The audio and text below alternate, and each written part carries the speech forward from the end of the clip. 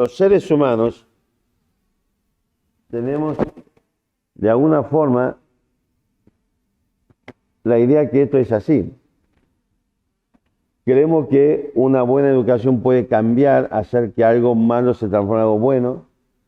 Creemos que por el hecho que la ley exprese buenos deseos, esto se hace así. Por ejemplo, fíjese que nuestra Constitución dice que la cárcel tiene que ser sana, limpias y tiene que servir para la resocialización del detenido, del que cometió el delito. Y sabemos que el nivel de reincidencia en la Argentina es alarmantemente, va creciendo. Y habitualmente las religiones, es el postulado de todas las religiones. Creemos que la persona a través de una práctica de transformación, ¿sí? De manera que una persona que no era bondadosa puede transformarse en alguien bondadoso. La filosofía nos habla de estas cosas.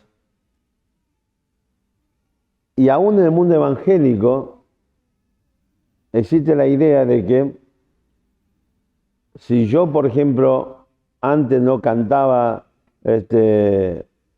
un corito X, ahora lo canto, ahora porque voy de vez en cuando a la iglesia, ahora salgo a la calle con una Biblia bajo el brazo, como diría un ex profesor de historia que tenía la secundaria, nos preguntaba si usamos, ¿te acuerdas, Germán? Que el tipo venía a decir que agarramos el libro, lo poníamos así ya bajo el sobaco y lo lustramos de lustra sobaco. Y creemos que por esas apariencias externas nuevas, la persona es ahora un nuevo ser. Esto es parte de la mente humana, como funciona, es parte del relato que nosotros incorporamos en nuestra vida, y creemos que porque precisamente existe esa apariencia externa, la persona tiene ciertas cuales características, en este caso respecto de la relación con Dios. Muchas veces lo que yo hago es, cuando pedimos, o sea, la ley, el código procesal establece algunas condiciones, por supuesto. Por ejemplo, una de esas condiciones, cuando es una primera condena, alguien tiene una primera condena y que no supere los 3 años la condena o la expectativa de pena, que no puede ser que haya una condena en suspenso, o sea, que no supere los 3 años, no tiene antecedentes, piripipí, una serie de cosas, se puede solicitar lo que se llama suspensión del proceso a prueba, o más conocido en términos inglés, una probation, que significa que ofrecemos una forma alternativa a solucionar el problema. Porque la verdad es cierto, nadie está exento de poder cometer un error y quedar atrapado en una figura penal. Supongamos que un día estás manejando y entonces, fíjese Nico está manejando y en el coche va los chicos y Fran. Y hay un conflicto de quién lo abraza. Están los chicos que lo abrazan o Fran lo abraza y están todos tironeándose. Y en un momento agarra y dice, espere, chicos, se distrae un poquito, y pasó una persona en una calle, lo lleva puesta.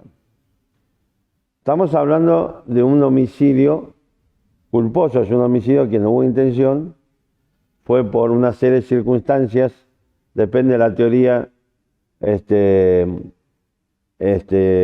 derecho penal que usted ascribe, ¿ok?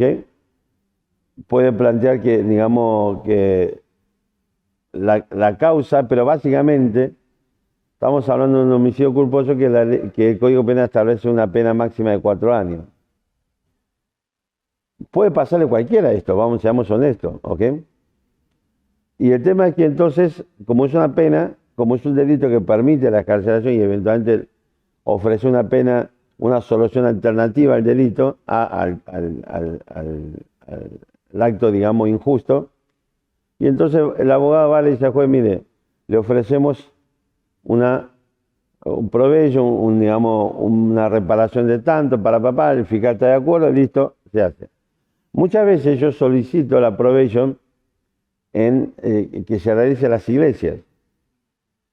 Y la verdad que yo siempre le digo, mirá, entonces depende el donde vive la persona, entonces por ahí pido a una que cumpla las tareas comunitarias a una iglesia, y muchas veces le digo a la persona, mira, yo necesito, la iglesia necesita que vengas a limpiar lo que sea. El objetivo es que la persona vaya y digamos, ¿cómo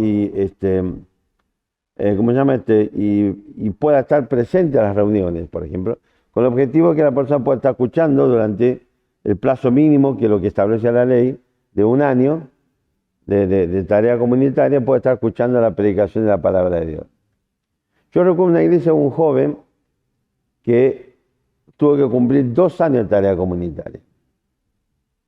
Llegó un momento que el tipo era tan activo y participativo en la iglesia, en todas las actividades, de hecho, sea campamento, sea alguna salida o cosa que había que hacer en la iglesia, había que hacer limpieza, reparación, arreglo, lo que sea, él estaba siempre al pie del cañón. Yo recuerdo que hablaba con el pastor y decía, che, loco, o sea, y veíamos esa vida activa, dedicada o participando en las cosas de Dios. Y yo me acuerdo de hablar con su pastor y decíamos, che, claro, el chico realmente creyó. O sea, creyó en Cristo como su Salvador. Y era mejor que creyente de años.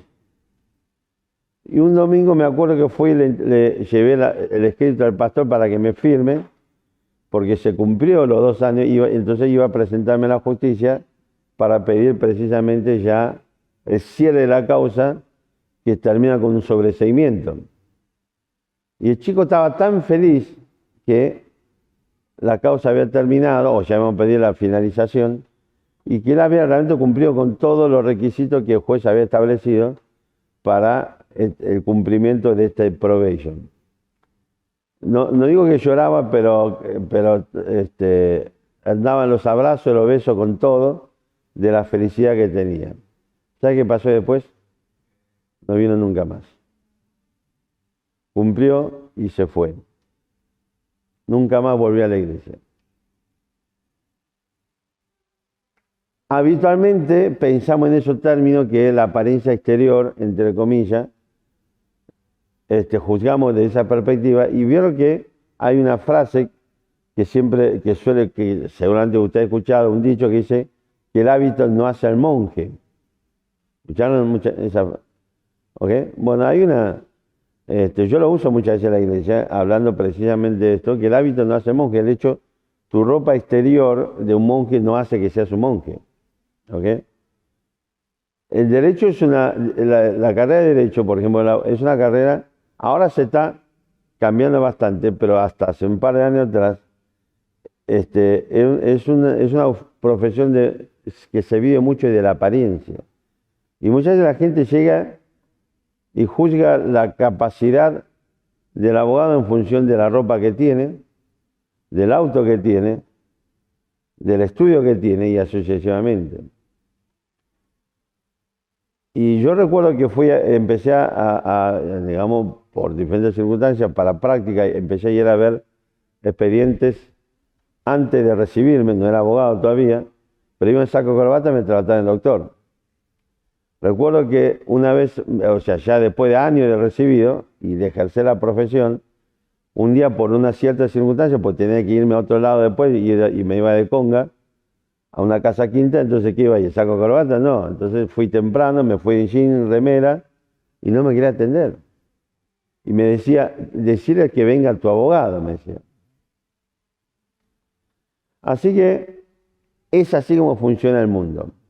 Ahora fíjese un detalle, volvemos a Juan, capítulo 8,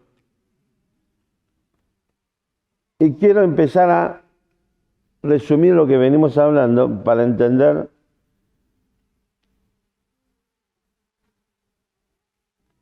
¿Se acuerdan lo que hablamos ayer en este tema con los judíos?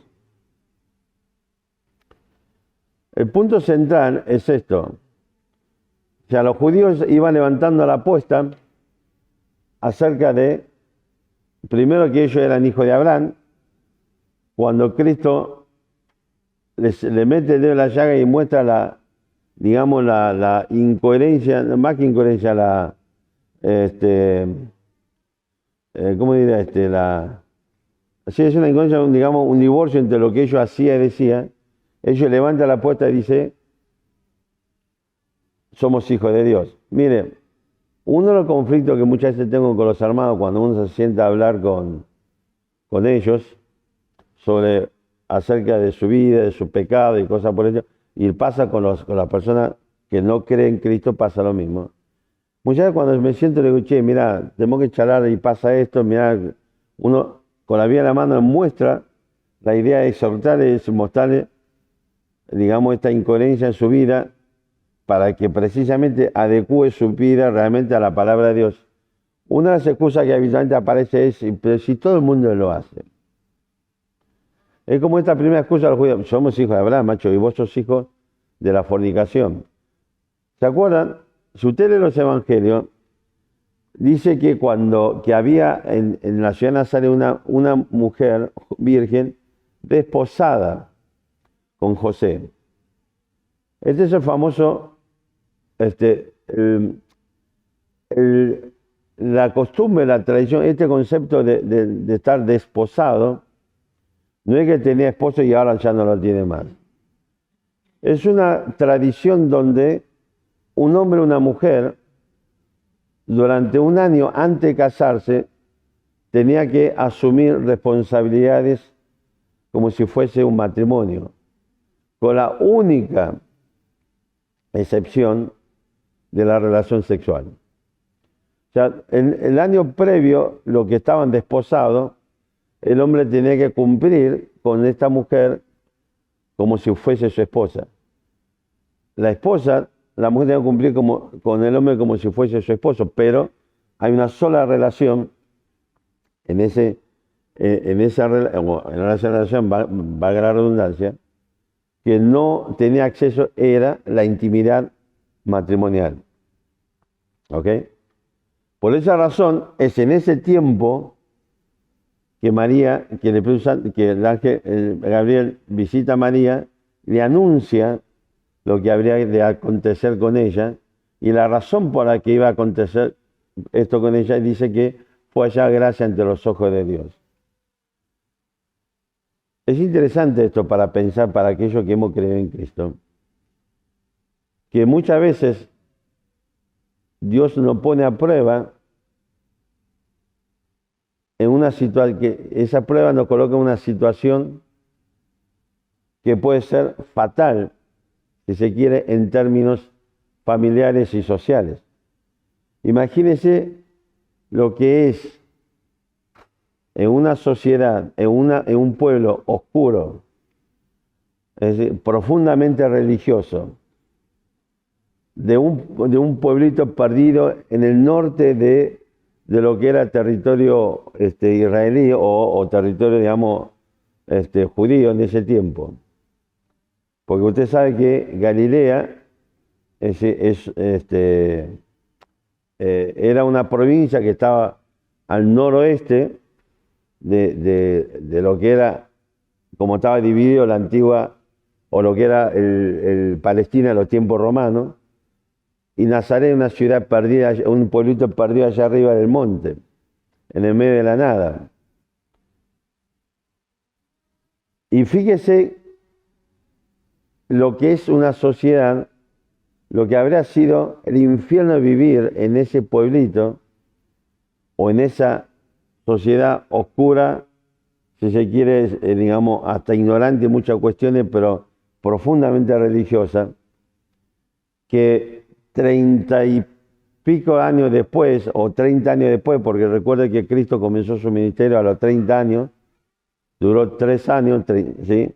Así que depende si este es el primero o segundo año del ministerio, habría sido a los 31 años, a los 32, a los 33 de Cristo, que los judíos sabían que hace 30 años atrás este buen hombre había nacido de fornicación, porque sus padres no estaban legalmente casados, ¿sí? Y en ese momento, que lo que no podía era tener relación sexual o la intimidad del matrimonio, su madre quedó embarazada. Así imagínense la condena social que había. Imagínense lo que ha sido para María aceptar con gratitud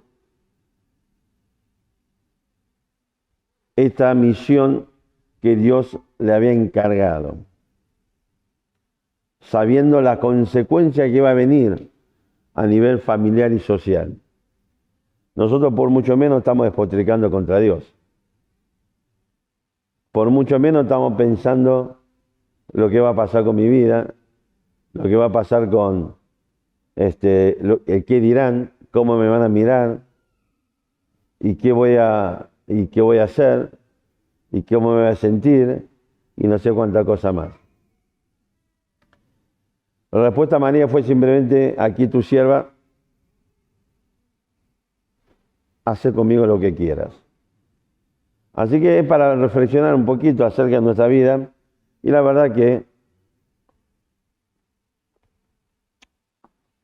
para María, lo que ha sido para ella, y tenga en cuenta lo siguiente: María no era una mujer que venía con toda una espalda de experiencias y tenía y se bancaba todo. Era una jovencita, era muy jovencita. Si uno piensa en nuestros hijos o nuestras hijas, que ellos 15 y 6 años, tienen que soportar este proceso y seguramente le diremos no a Dios. Así que este es lo que vio María, y es una linda experiencia para que meditemos en nuestra propia vida. Cuando Dios pide que seamos parte de su plan y su propósito, y cuáles son nuestras exigencias a Dios, que nunca existió en María precisamente.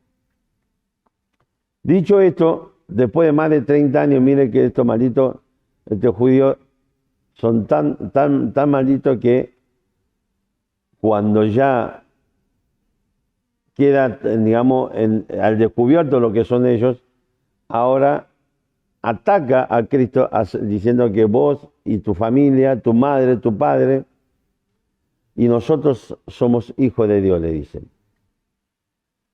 Muchas veces cuando hablamos con los hermanos de la iglesia, cuando me sale con que todo el mundo, siempre le pregunto: ¿vos hiciste una encuesta, macho?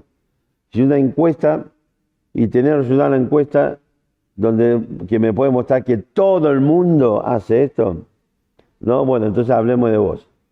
Y cuando avanzamos en la conversación, hace eso. Muchas veces te dice: ¿y vos? Muchas veces, hermano, me dice: ¿y vos? ¿Miraste tu vida? El pastor te está hablando, te está exhortando, te sale con eso. Y siempre le digo: no tengo un problema, ¿sabes qué? Ahora estamos hablando de vos. Terminamos de hablar de vos, nos seguimos, y ahora después conversemos de mi vida. No tengo ningún problema. Pero esto es la actitud de la persona, es un calco. Cualquiera que tiene hijos realmente ve que los hijos hacen este tipo de procesos, como hizo Adán y Eva. Es parte inherente de la naturaleza corrompida, de no asumir la responsabilidad y siempre echar la culpa al otro. Siempre la culpa es ajena. ¿Ok? Y es lo que está pasando aquí. Y Cristo le dice claramente dos cosas: vosotros sois de vuestro padre el diablo. Y fíjense lo siguiente. 8:44 dice así: vosotros sois de vuestro padre el diablo, y los deseos de vuestro padre queréis hacer. Él ha sido homicida de principio y no ha permanecido en la verdad, porque no hay verdad en él. Cuando habla mentira, de suya habla, porque es mentiroso y padre de mentira. Fíjense un detalle. Dos cosas Cristo resalta de Satanás, de vuestro padre el diablo: homicida desde el principio, y es mentiroso y es padre de la mentira. ¿Sabe de qué está hablando? Génesis 3 y 4. Génesis 3, Satanás, para engañar a la mujer, ¿qué hizo? Gana de la mentira. Le dice: Dios está mintiendo cuando él está mintiendo. Dios dijo: el pecado, la rebeldía contra Dios y contra su palabra trae consecuencias. Dice: van a morir. Y Satanás le dice: no van a morir. Es interesante, porque ahora vamos a ver que realmente el pecado trae consecuencias, y la consecuencia es la muerte. Y vamos a ver de qué está hablando esto. ¿Qué significa cuando habla de la muerte? Y entonces Cristo dice: Él es padre de mentira. Él es el que creó, inventó la mentira. Y a partir de allí, quiero decirles algo. Cuando nosotros, desde Adán para aquí, nacemos con la naturaleza corrompida, esa naturaleza corrompida es la naturaleza, es como esa película de la mosca que contamos el otro día. Satanás nos inserta su ADN.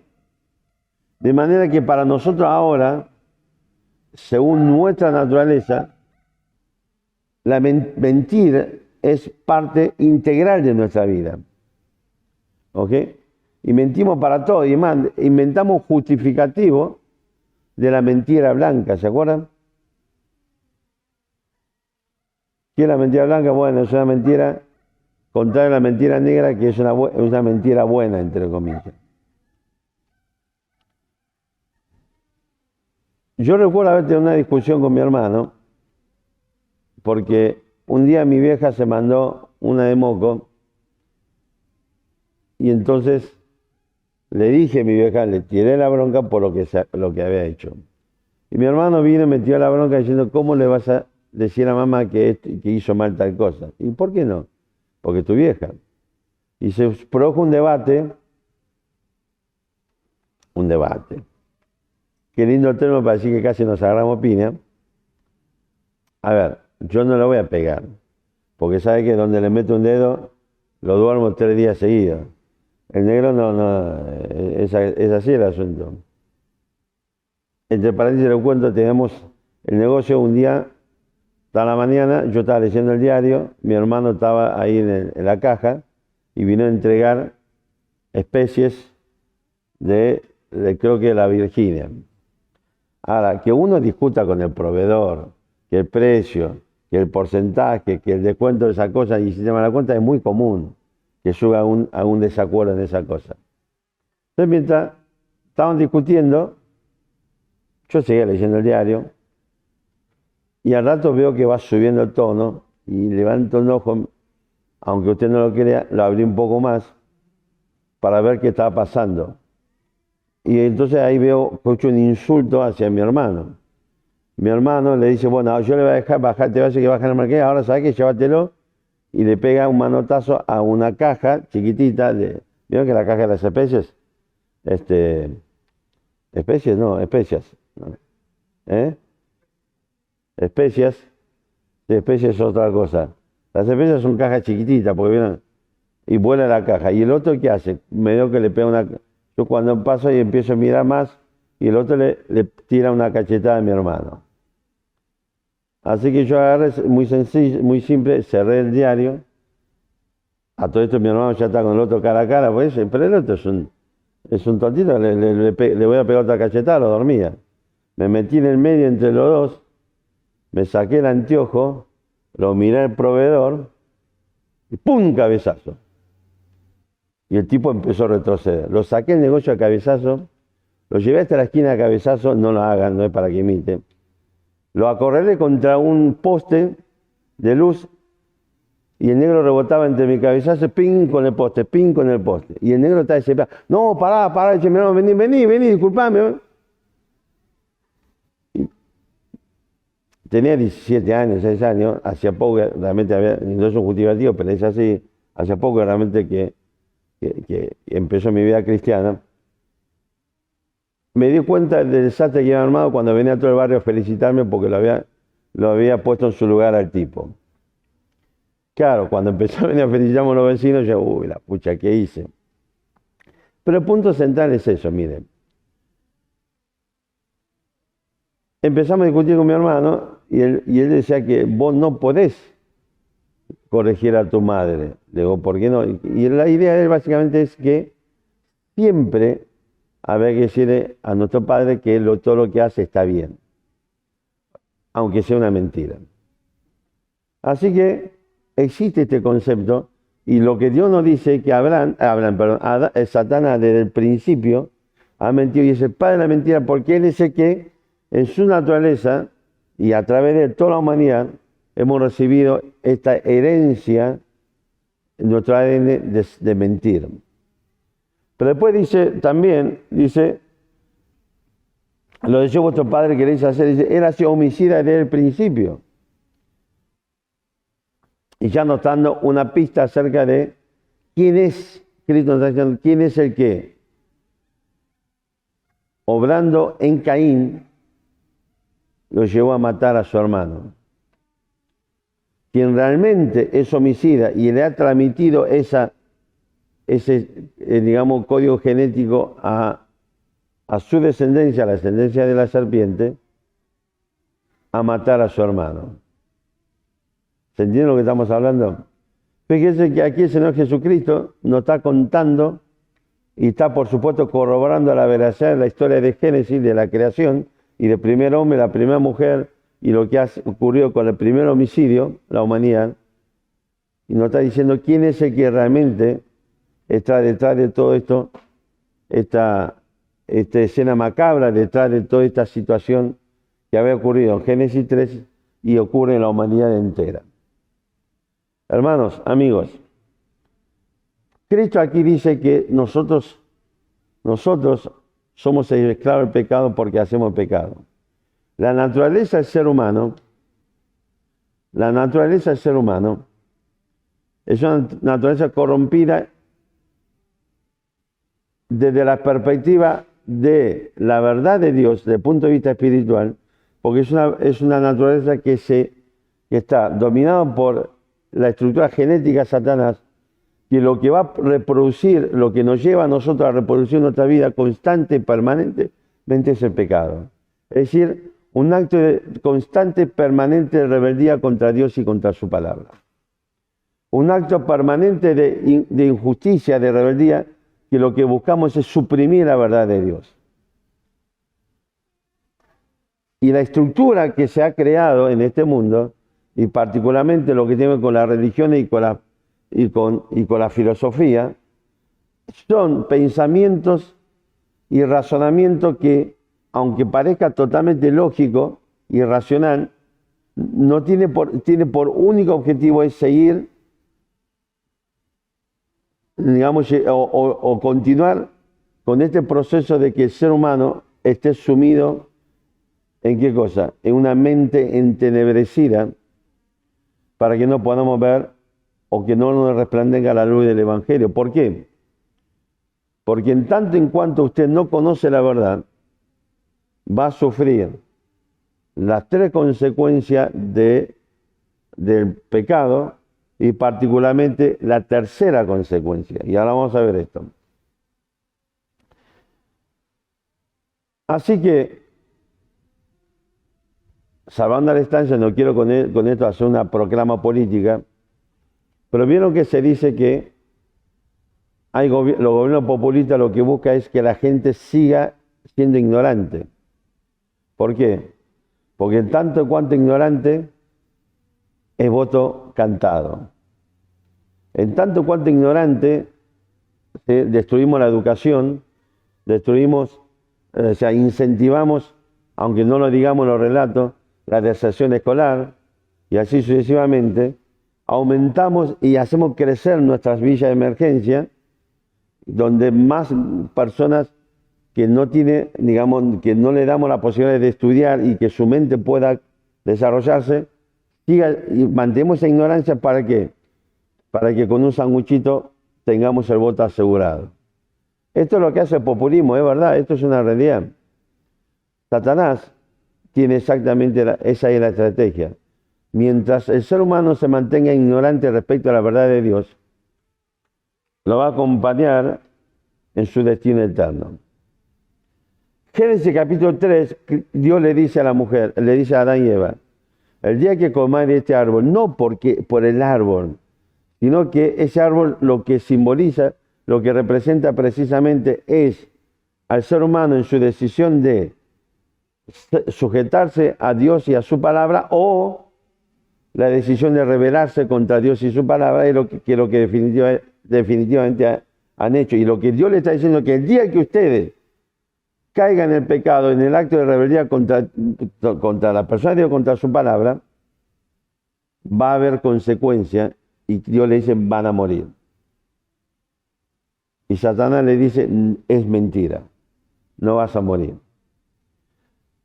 Y la realidad es que, fíjese lo que compartimos un poco el domingo pasado, al yerno del anterior, cómo nosotros miramos la vida siempre de una forma totalmente injusta.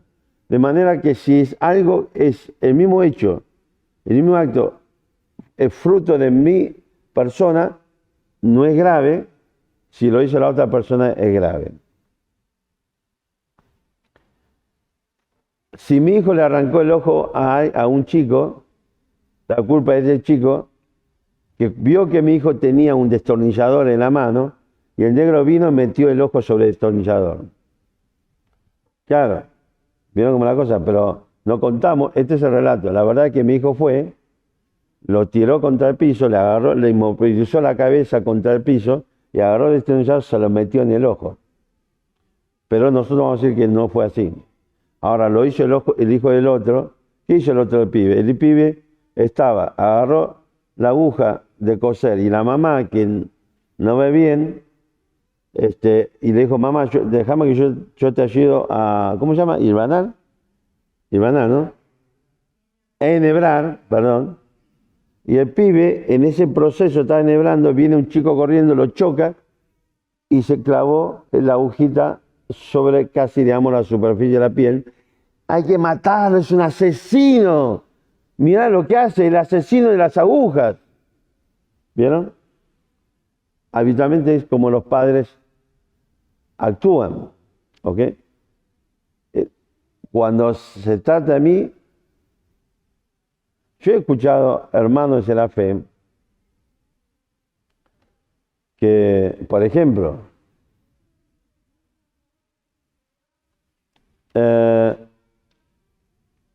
yo le conté el caso, me estoy hablando de esta persona, que un día me trató de cualquier verdura, porque yo estaba organizando con unos chicos para ir a patinar. Cuando su hijo dejó embarazada a su novia,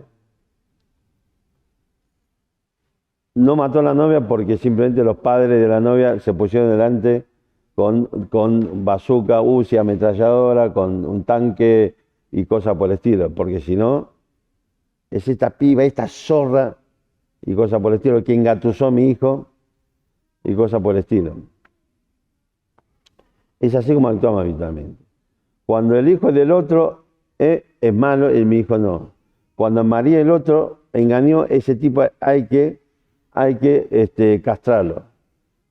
¿Sí? Y si lo hice yo, es culpa del otro. Y así sucesivamente. Gracias a Dios que Dios no es un Dios injusto. Él hace las cosas según su justicia.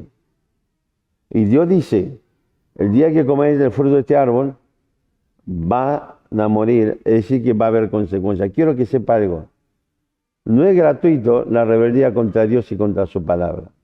No es gratuito el pecado, trae consecuencias. Vamos a Romanos capítulo 5, versículo 12. Este es un versículo, yo no sé si central, pero es un versículo fundamental. Sería muy bueno que lo tengamos, que podamos aprenderlo en memoria. Romanos 5, 12 dice así, por tanto, como el pecado entró en el mundo por un hombre y por el pecado a la muerte, así la muerte pasó a todos los hombres por cuanto todos pecaron. Fíjese algunos detalles interesantes.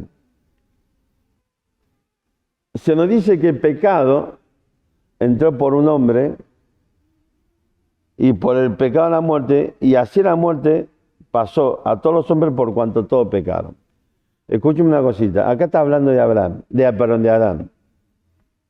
No quiero entrar en tecnicismo en cuanto a lo que creo respecto de esta situación, pero el punto central es esto. Entonces, escúcheme una cosita. Ese pecado inicial ha condenado la humanidad entera, de manera que todos, a partir de Adán, nacemos con la naturaleza pecaminosa, de manera que todos somos pecadores. Usted puede no creer ni no aceptar esta verdad, pero eso no cambia la realidad de que esto es verdad. Y el hecho de que tenemos por naturaleza somos pecadores, la prueba está en que eso, digamos, nuestra naturaleza se aflora llevando ¿a qué cosa? A más pecado. En otras palabras, un esclavo tiene un hijito, el hijito va a seguir dentro de la esclavitud y va a seguir ese hijo, va a crecer y va a tener otro hijo, va a reproducir ¿qué cosa? Otro esclavo, inevitablemente. Entonces, nosotros como esclavos del pecado vamos a reproducir nuestra vida, pecado, y el día que tengamos un hijo, nuestros hijos también va a reproducir en su vida o va a exteriorizar en su vida esa misma naturaleza de pecador y va a seguir pecando, inevitablemente. ¿Ok? Esa es la condición del ser humano.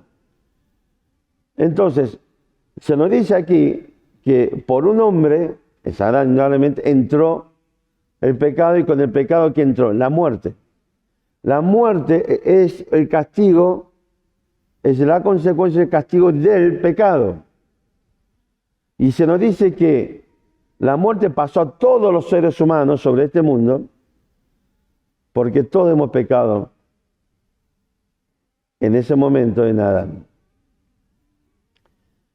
Después, Pablo desarrolla un conjunto de argumentos para explicar que nosotros no somos pecadores porque, por ejemplo, el caso de los judíos, y después vino la ley de Moisés, entonces quebrantaron la ley de Moisés. No, Pablo dice, mira, antes de la ley de Moisés la gente se moría igual. ¿Por qué? Porque aún antes de la ley de Moisés ya había pecado, ya el ser humano era pecador. Entonces Pablo desarrolla un conjunto de argumentos para explicar lo que dice acá el versículo 12. Pero lo que dice el versículo 12 es algo muy simple. Está hablando de causas y efectos. Entonces, Pablo, digamos, podemos decirlo de esta forma, lo que está planteando, si hay una consecuencia universal, todos morimos, y entonces tiene que haber una causa universal. Y Dios dice, esa causa universal es el pecado. ¿Se entiende la idea?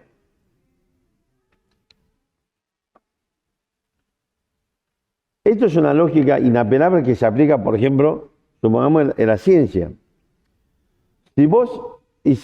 Supongamos lo que nos ha pasado una vez en el campamento, llegamos y teníamos, no sé si el 90% del campamento, todo en un estado deplorable de descomposición, de descompostura, vómitos y diarreas. Y finalmente, le digo esto, hasta ese momento era agua de pozo, agua que tomamos, venía. Al año siguiente el municipio estableció red de agua en todo el balneario. ¿Qué significa esto?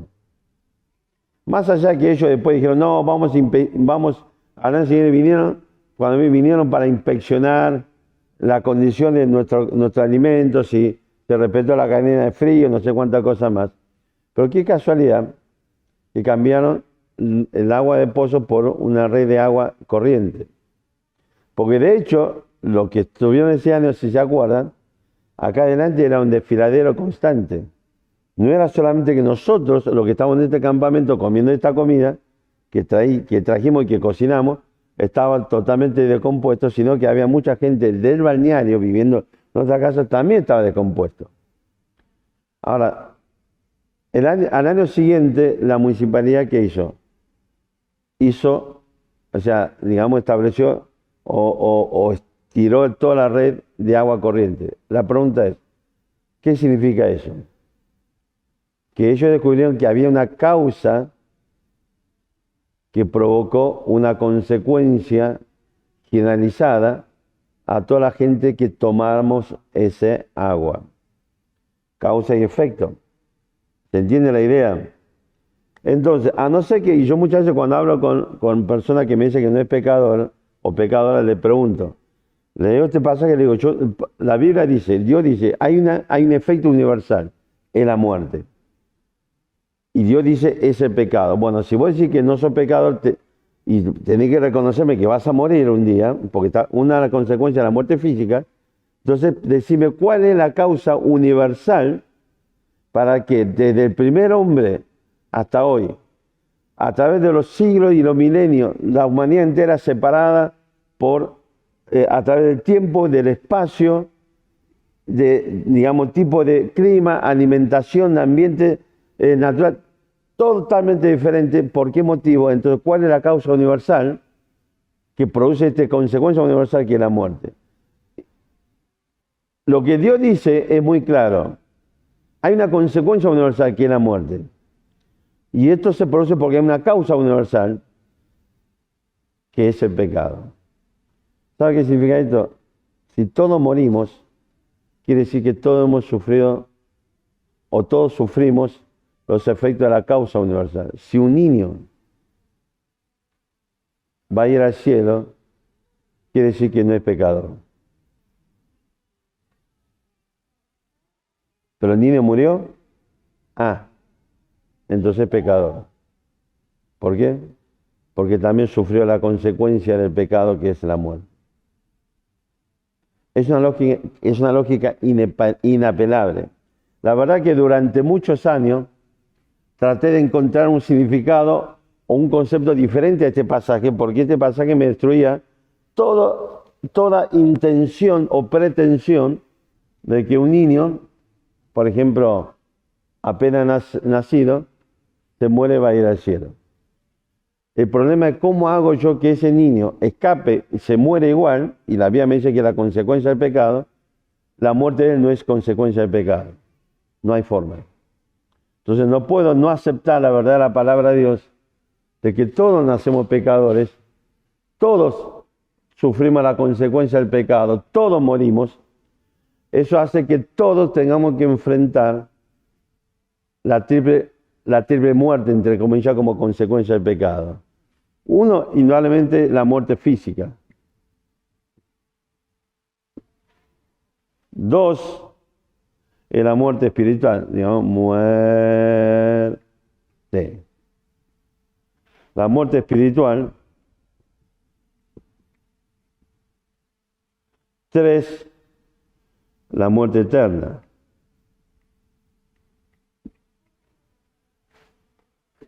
A ver si nos entendemos. Si yo digo que el pecado trae consecuencia, significa que el pecado es algo malo. Pero hay algo aún peor, si se quiere, no aún peor, de esta idea de que el pecado es algo malo, nocivo, dañino en todo sentido. Ahora ya vamos a ir a esa pregunta. La muerte física es, todos sabemos lo que es la muerte física. De hecho, la realidad es que sabemos que desde que un ser humano es concebido en el seno materno, en el momento de la unión entre el espermatozoide y el óvulo, y ya ahí comienza una nueva vida, es un proceso, ahí comienza un proceso irreversible de camino hacia la muerte física. Algunos, lamentablemente, sus padres, en un estado total, digamos, corrupción aún más agravado, va a querer abortar. Algunos chicos mueren por causas naturales en el vientre de su madre. Algunos nacen y tienen poco tiempo de vida y se mueren. Otros niños mueren a una edad muy temprana. Hay algunos que viven 20, 30, 40, 100 años. Hay algunos que decimos, che, esto loco, ¿por qué no se muere todavía? Ya estamos podridos que siga viviendo. Algunos es como la nona. ¿Vieron este personaje de Pepe Soriano? De la nona. Claro. Toda la familia está esperando que se muera la nona y se murió todos los hijos y la nona seguía viva. ¿Y cómo las traba la vieja? Yo no, me imagino lo que es. Vieron que la película termina con que ella se murió toda la familia, andaba dando vueltas por la calle, llega a una casa, ve a los chicos jugando en el jardín, un cumpleaños, y viene la madre y la invita a entrar. Uy, la pucha, digo, se fundió esa familia. Con lo que morfa. Domani, ¿qué mangiamo? ¿Se acuerdan la vieja esa? Bien, y no se moría nunca la vieja. Ahora, el tema es eso, pero esto es inevitable. nadie va, de hecho, uno de los grandes deseos a través de la historia del ser humano es encontrar el elixir de la vida eterna. Y todos los grandes hombres poderosos de la historia han buscado este elixir. El gran emperador Qin, el que unificó China por primera vez, porque China hasta que llegó este hombre fue siempre, digamos, estados o pueblos o ciudades independientes que se tiroteaban entre ellos. De hecho, en el tiempo que este emperador existió, China está dividido en 7 reinos, 7 países que se cascoteaban mutuamente, y este hombre finalmente logra unificar toda China y termina de construir, ¿sí?, esa obra monumental que es la muralla china. ¿Qué? Claro, la muralla china. Es el autor de los famosos muñecos hombre de terracota, ¿sí?, que es un ejército de terracota que el tipo mandó, digamos, no edificar, digamos, fabricar en formación militar, como de ataque, defensa, de guerra, que protegía precisamente su tumba. ¿Ok?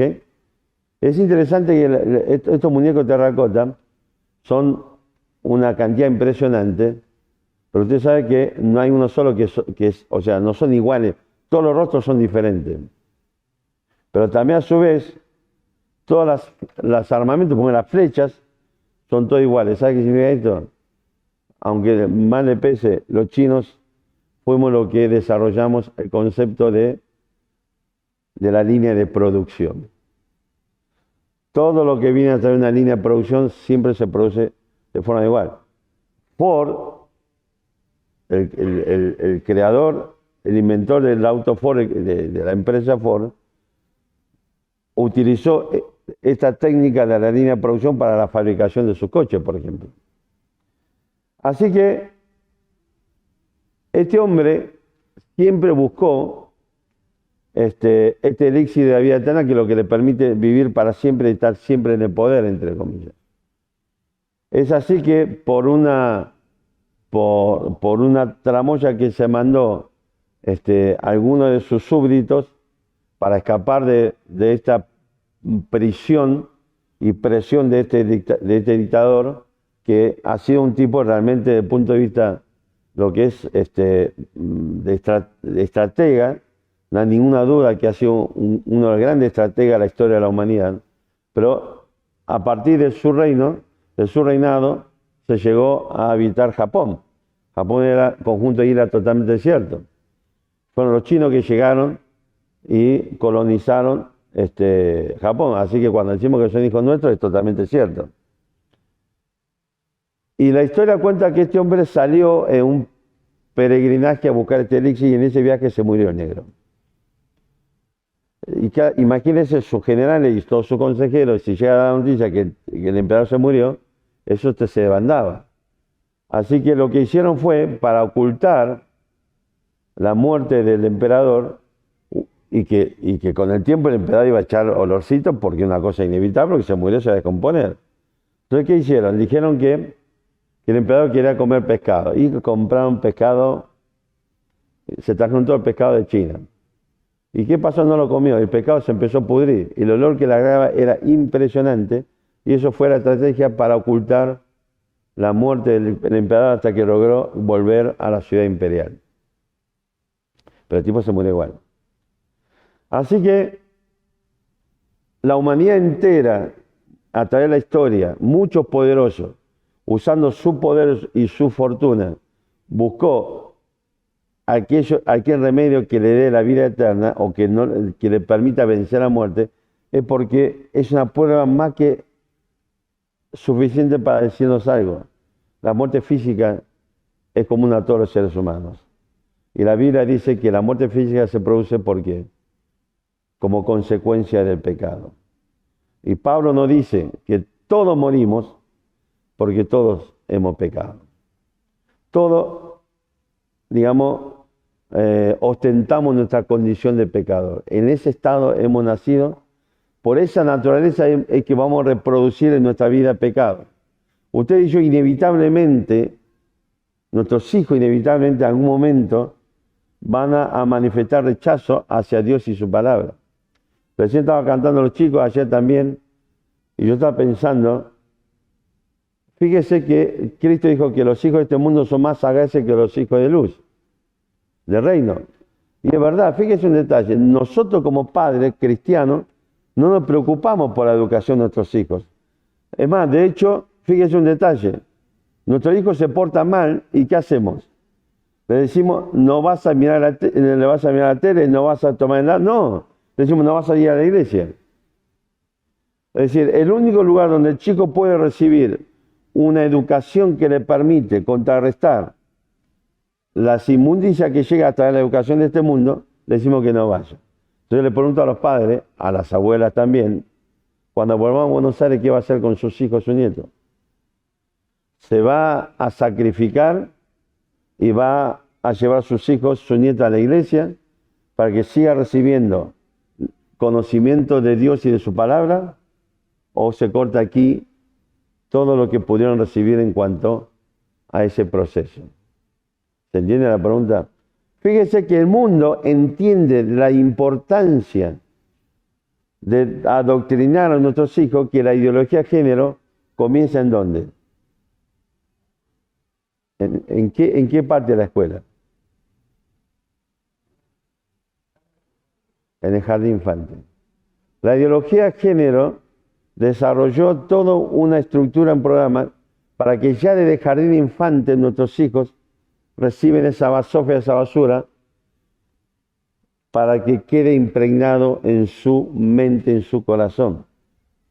Para que este chico al crecer reproduzca, sea un eslabón más en este proceso de reproducir la mentira, la basura de ideología de género. Para que ellos cuando tengan hijos, vuelvan a reproducir sus hijos la misma porquería. Los hijos de este mundo son tan sagaces que entienden esta importancia de dominar la mente de nuestros hijos desde jardín infante, y nosotros no entendemos la importancia de que nuestros hijos puedan crecer recibiendo la verdad de Dios desde su tierna infancia. Mira qué interesante, ¿no? Y muchas veces los padres siguen resistiendo. Hay padres con los que yo hablo, hablan estas cosas y resisten y siguen dándome excusas de por qué no me congrego, o si me congrego, por qué no llevo a mi hijo, y no sé cuánta cosa más. Es interesante esto para meditar un poco a lo que nuestros hijos están dispuestos y a lo que nosotros no estamos dispuestos a exponerlos para el bien de ellos. Así que ellos tienen una estructura y un programa armado, la ideología de género, para que nuestros hijos desde la tierna edad de jardín infante comiencen a, digamos, a entenebrecer más y más su cerebro. Mire, yo llegué a la Argentina con 8 años de edad. Y si logré conservar una buena base del conocimiento de la escritura y del idioma chino, la lengua, digamos, oficial china, porque mi vieja se tomó el laburo, ¿sí? Porque ella entiende, o sea, esta es la cultura china cree que la cultura china es la cultura superior, entonces no iba a permitir que sus hijos pierdan esa cultura. Ella se trajo los libros de lectura de toda la primaria, son 2 libros por año. Cada libro tiene alrededor de 30 capítulos o 31. Y todos los días, me acuerdo, volvíamos a la escuela, nos hacía hacer la tarea que traemos a la escuela, nos hacía escribir y leer en chino. Y nos tomaba examen. Y mirá qué reventada de mi vieja, que encima nos castigaba si nos iba mal el examen. Yo la verdad que el papá de una amiga, digamos de las amistades que he recibido, he obtenido en los tiempos de la facultad, y realmente este hombre este, tenía un especial cariño por mí. Es más, de hecho, el día que falleció, fui al velorio, vino su esposa, me abrazó y me dice, le decíamos Bubi, era sobrenombre, y me decía, no sabes cuánto te quería Bubi. Y de hecho, cuando yo ya me recibí, él ya estaba jubilado, muchas veces me llamaba, que vamos a comer, íbamos a comer para charlar un ratito, de un tiempo de nuestra conversación. Y yo recuerdo cuando estaba en la universidad, él siempre me decía, vos tenés una ventaja comparativa muy grande que tenés que aprovechar. Yo nunca la entendí hasta que empecé a trabajar y me di cuenta que esa ventaja comparativa del conocimiento del idioma, cultura, escritura china, es lo que me permitió precisamente adquirir una importante cantidad de clientes de la colectividad china.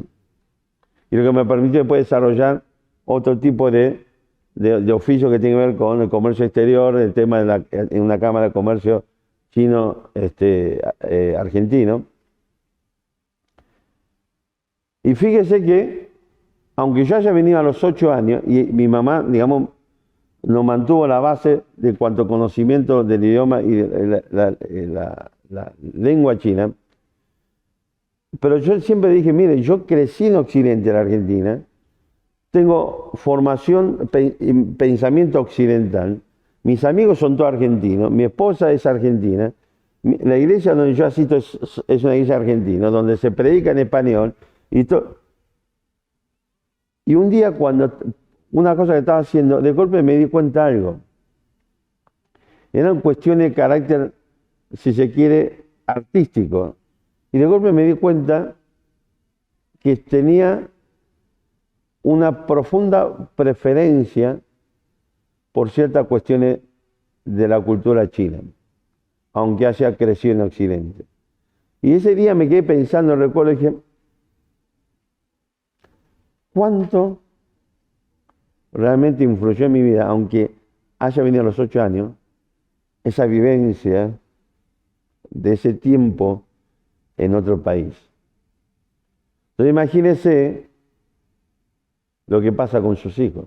Y esta gente sabe de esto, por eso quiere que nuestros hijos desde jardín infante sean impregnadas con esta porquería, para que cuando crezca reproduzca esa porquería y cuando tenga hijos reproduzca esa porquería. Es lo que Satanás hace. Nos mantiene esclavizados en la ley del pecado, porque para que reproduzcamos el pecado en nuestra vida, para que nuestros hijos hagan lo mismo y así sucesivamente, para que la humanidad entera quede bajo la tiniebla de la mentira de Satanás, para que no podamos ver la verdad de Dios. Y Dios te dice que la primera consecuencia es la muerte física. La segunda consecuencia es la muerte espiritual. La muerte espiritual significa ni más ni menos la ruptura de la relación del hombre con Dios. Cuando nosotros pecamos, o sea, desde Adán para acá, el ser humano que fue creado, la unión de una naturaleza espiritual y una naturaleza, digamos, material. ¿Se acuerdan? Hablamos de esto al principio, de lo que empezamos a conversar. Y Dios nos ha dado esa naturaleza espiritual para que tengamos la capacidad de relacionarnos con Él.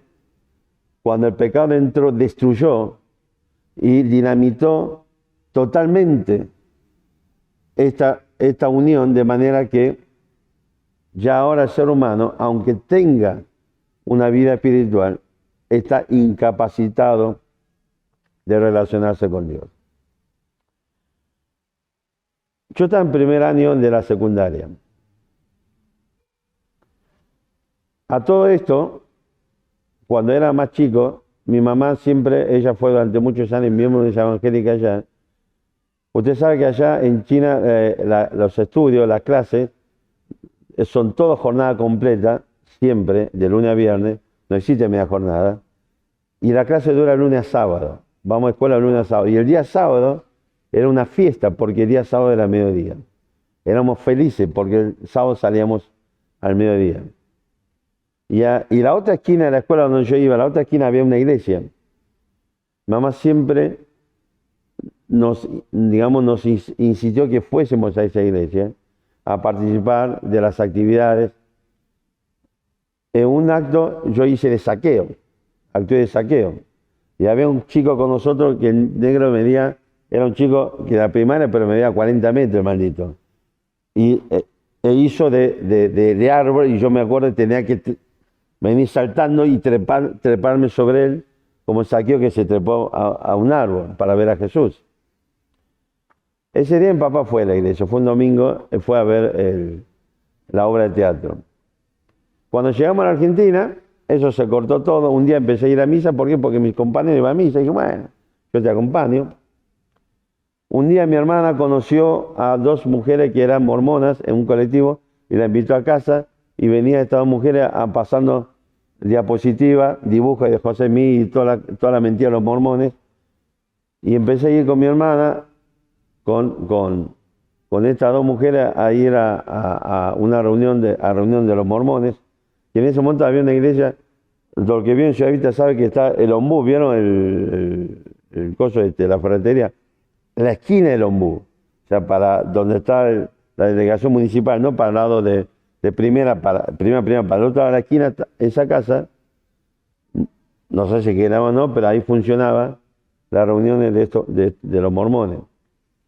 Un día alguien me invitó a ir con los testigos, y fui con los testigos, había la Pepa, vamos. Mi papá, cuando estaba en el hospital, vinieron de una iglesia evangélica, dejó un folletito y abajo había digamos como troquelado, donde vos podés dejar tu dato, y lo mandaba por correo, y te mandaba una Biblia y un curso de Biblia gratis por correo. Y dije, ¿gratis? Y sí, se lo mando, total. Era gratuito, incluso el franqueo lo pagaban ellos.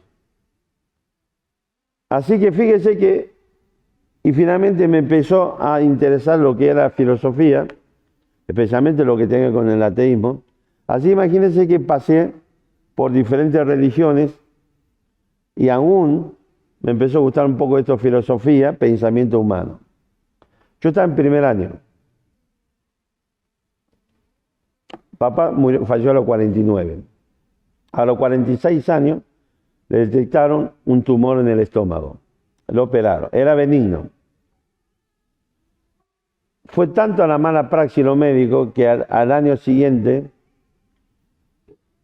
no se lo limpiaron bien, y el tumorcito tuvo cachorrito. ¿Vieron como el cachorro que dibujó Ale anoche?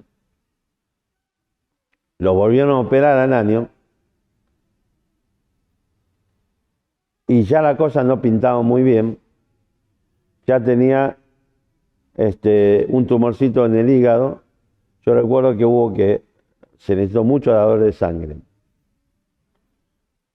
Pasó después a hacer quimioterapia, y con mi viejo en Rofo, vivíamos en Ciudad Vista, y en Rofo pasó quimioterapia, un dolor de cabeza, mi viejo se desmayaba en medio de la calle porque vio que la quimio te destruye. Y un día recuerdo que llego al colegio, entro a casa y era un velorio. Un clima, unas caripelas, mi vieja destruida. ¿Qué pasó? Habían vuelto esa mañana, ese día mi papá fue a hacer unos estudios, y dijeron cuchillo otra vez. Y fue tan desastroso esta última vez que así como lo abrieron, lo cerraron, metástasis. Ya no tenía ni sentido operar. Y tuvo un año postrado en el hospital, con todo lo que esto implicaba para el desarrollo de una vida familiar. Pero antes de eso, mi viejo había, digamos, realizado un nuevo emprendimiento, porque él empezaba a desarrollarse o multiplicarse en ese tiempo la roticería y los restaurantes chinos. Entonces mi viejo cambió de rubro y dijo, bueno, empezamos a germinar en casa los famosos brotes de soja, y producíamos de forma, si se quiere, industrial, los arrolladitos primavera. Y había que entregar a los restaurantes y a la roticería china. En coche, en camioneta, la pestaña. En colectivo. Mamá agarró, vieron estos tipos de bolsas, digamos, de plástico que se usa muchas veces para las papas, cosas por el estilo. Bueno, ahora eso empezó, y ella cosió unos bolsos enormes, y recuerdo que dentro de cada uno de esos bolsos, en tupper, en caja, entraba 2.000 arrolladitos primavera y se acomodaba alrededor de 20 kilos de brote de soja. Y uno con 14 años, 13, 14 años, tenemos que subir muchas veces con 40 kilos de brote de soja, 4.000 arrolladitos primavera, subir al colectivo y entregar. Y no se te ocurra quedarte dormido y pasarte porque volver caminando, porque íbamos con la guita justa del colectivo para ir y para volver. Si te pasaste, volver caminando. Es un problema tuyo. Pero ese día llegué a casa, ese era el clima, y me tocó entregar esta mercadería y recuerdo que tomé el colectivo 133, vivíamos en Villa Urquiza, en Parque Chas. Y recuerdo el colectivo, en ese momento, es más, de hecho la vía Monroy era doble mano, ahora es mano única.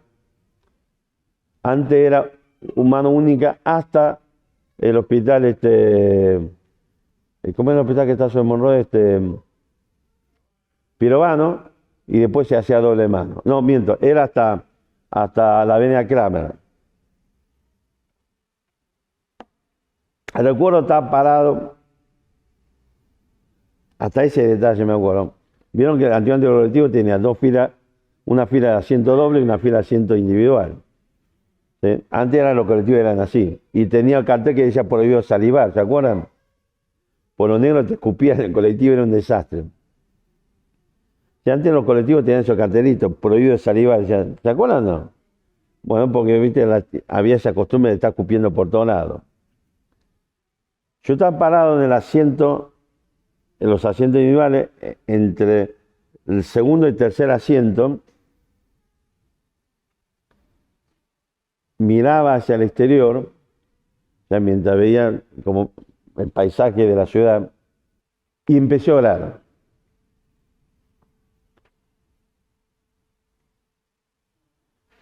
Lloraba, se me caían los lagrimones,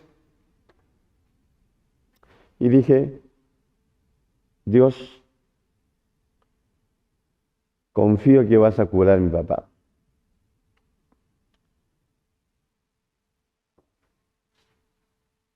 Confiaba en Dios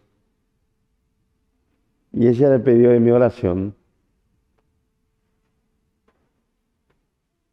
con toda la sinceridad y con toda mi fe que Dios iba a curar a mi papá.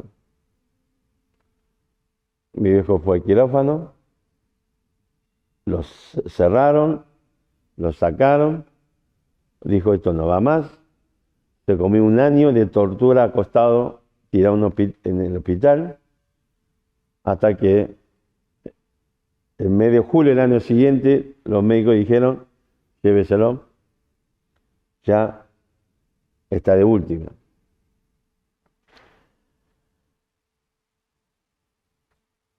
Mi viejo siempre, él es chef, era un excelente chef, y esto no lo digo yo, hay pruebas irrefutables, ¿verdad? Y él siempre quiso poner una roticería, a mí siempre me encantó esa idea. Papá cuando estaba en el hospital, salía del colegio, cuando tenía tiempo me viajaba por la capital y recorría inmobiliarias para buscar, a ver, algún local, un lugar apto para poner una roticería china. Volvía de esa recorrida, me iba al hospital, me sentaba con mi papá y le empecé a pasar informe. Che, mirá, vi un local acá, en tal calle, esta es la característica del barrio, estas son las condiciones, y le pasaba el informe. Estaba esperando, porque así se lo pedí a Dios, que mi viejo se curase, salga del hospital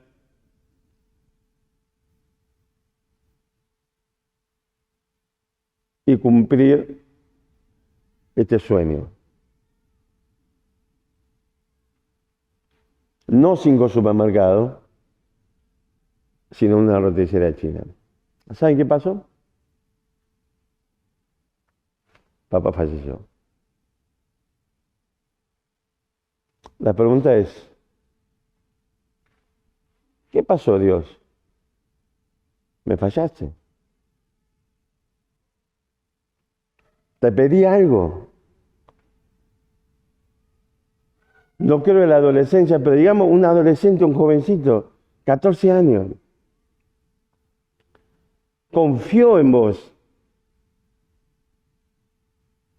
Sinceramente, le pidió a Dios que cure a su padre.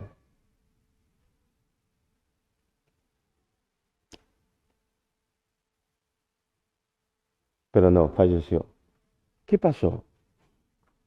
¿Dios me falló? ¿Dios no le importó los dolores, los sentimientos de un jovencito? Quiero decirte algo. No es que Dios me falló. Mis oraciones nunca llegaron a Él.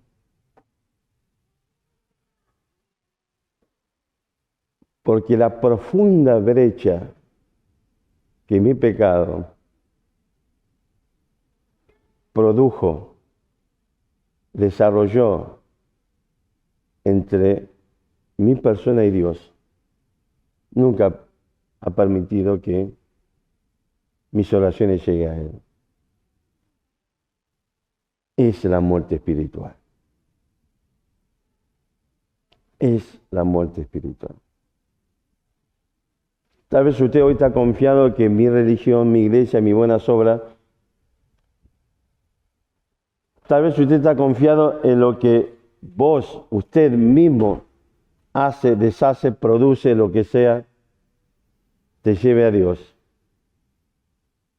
Tal vez usted tenga la misma actitud que yo tuve, un corazón sincero de pedir ante Dios. Pero esta muerte espiritual, la separación del ser humano con Dios a causa del pecado, nunca ha permitido que pudiera llegar a Dios. Y ahí es lo que dice Pablo en Romanos capítulo 3, y con esto terminamos. Romanos 5:12 dice, por cuanto todos pecamos y morimos, y Romanos 3:23 dice, otra vez, por cuanto todos pecaron, la humanidad entera, lamentablemente, muy a pesar mío, me incluye a mí, y están destituidos de la gloria de Dios. La humanidad entera está en esta condición, mis hermanos, mis amigos. Estamos separados, estamos imposibilitados de llegar a Dios, de poder presentarnos delante de Dios. Y la religión, las buenas obras, la filosofía, todo lo que el ser humano construyó dice que vos podés hacerlo. Vos podés llegar a Dios. Vos por lo que vos sos, por lo que sufriste, por lo que viviste, por la vida que has tenido, podés llegar a Dios. Dios se compadece de todo lo que pasaste y Dios se agrada de que hoy pienses en Él, entonces podés llegar a Dios. Basura. Es parte de toda esta mentira, Satanás, el padre de la mentira, que nos dice que yo puedo. Y Dios te dice, la humanidad entera, incluyéndote a vos, por causa de nuestro pecado estamos destituidos de la gloria de Dios. Estamos totalmente separados. Yo no sé qué le pasó a mi viejo, pero solo sé esta verdad. O sea, en el sentido espiritual, yo no sé qué le pasó. Construir un relato en mi vida. Un relato que comenzó con el día que, parado en el colectivo, agarrado de pasamano entre segundo y tercer asiento de la fila de un solo asiento, el colectivo 133, el relato comenzó ese día. Dios, yo confío que vas a salvar a mi papá. Ese relato siguió construyéndose a través del tiempo, donde mi viejo quería una roticería, poner una roticería, yo quería esa roticería china, me encantaba esa idea de poder estar en la cocina cocinando con mi viejo. Con mis 14 años salí a recorrer inmobiliarias, subí a un colectivo y dije, hoy vamos a tal lugar, y tomé un colectivo y iba a tal barrio. Recorría las inmobiliarias, traía las tarjetas, traía todo anotado y le decía a mi viejo, me sentaba en el hospital y construía ese relato. El día que mi viejo esté afuera, vamos a ir en busca de este sueño. Pero no conocía esta verdad. No es un problema de relato, no lo vas a conseguir jamás. Esta es la realidad, esta es la verdad. Estamos totalmente separados, apartados, alejados, totalmente. Una brecha tan grande que no me permitió jamás llegar a Dios. Por más lindo, dulce, atractivo, agradable, gentil y piadoso y misericordioso sea ese relato. No iba a llegar jamás. Muerte física, muerte espiritual. Pero esta historia, esta no es la parte más tenebrosa de esta historia, o la parte más terrorífica. La parte más terrorífica es esta, la muerte eterna. Porque hasta aquí todavía tengo posibilidad de solucionar el problema de mi relación con Dios. Pero cuando llegue aquí, ya la suerte está totalmente echada. Ya no hay retroceso o regreso posible. No hay solución posible ya más. Así que mañana vamos a ver todo esto. Si quieren, lean Apocalipsis capítulo 20. Léalo como si tienen ganas durante esta tarde. Y mañana vamos a hablar de esto. Así que simplemente termino con esta idea. ¿Cuál es tu relato? ¿Cuál es tu relato? Dígame. Dios es un Dios de amor y se va a ocupar de usted simplemente porque es un Dios de amor. Dios es lleno de misericordia y Él sabe lo que hay en mi corazón, por lo tanto, Él me va a extender su misericordia. Dios sabe lo bueno y bondadoso que soy. Sabe lo sincero que soy cuando desarrollo un pensamiento, busco un pensamiento, una filosofía, un estilo de vida. Por esa razón, como soy yo, por lo que yo hago, Dios naturalmente tiene que inclinarse y colmarme de su gracia y su favor. ¿Ese es su relato? No lo sé. Mi relato era que yo confíe en Dios, por lo tanto, mañana iba a realizar este sueño de pibe junto a mi papá. Doy gracias a Dios que choqué contra esta verdad un día y pude entender cuál era mi condición delante de Él. Pero también por la gracia de Dios pude entender que estando en este lugar tenía la posibilidad de solucionar el problema con Dios antes de llegar a esta última etapa. ¿Cuál es tu relato? ¿Cuáles son esa fantasía, ese mito, esa fábula que creaste en tu propia vida, en tu relación con Dios? ¿O no? ¿Cuál es tu relato? Vamos a orar. David. Padre Santo que estás en los cielos.